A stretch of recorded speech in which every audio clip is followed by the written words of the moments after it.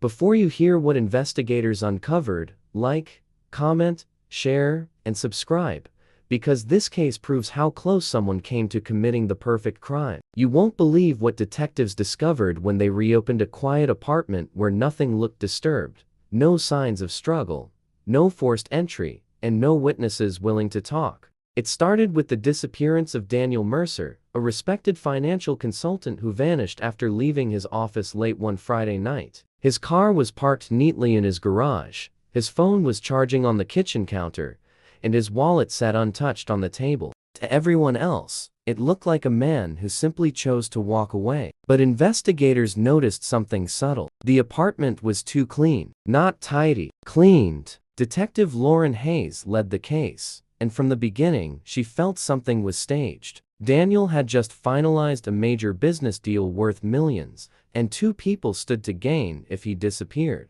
His business partner, Evan Cole, who would inherit full control of the company, and Daniel's girlfriend, Claire, who was listed as the sole beneficiary on a recently updated life insurance policy. The timeline was airtight. Evan had flight records proving he was overseas. Claire had security footage placing her miles away at the time Daniel vanished. No blood, no fingerprints, no crime scene. For weeks, the case stalled, and the city moved on, assuming Daniel had fled financial trouble. Then a technician reviewing old building data noticed something odd. The apartment's water meter spiked for exactly 47 minutes the night Daniel disappeared. Enough time to wash something away, but not enough to trigger alarms. Police returned with a warrant. Behind the washing machine, they found microscopic traces of cleaning chemicals mixed with organic residue. Not enough to see, just enough to prove a crime occurred. When confronted,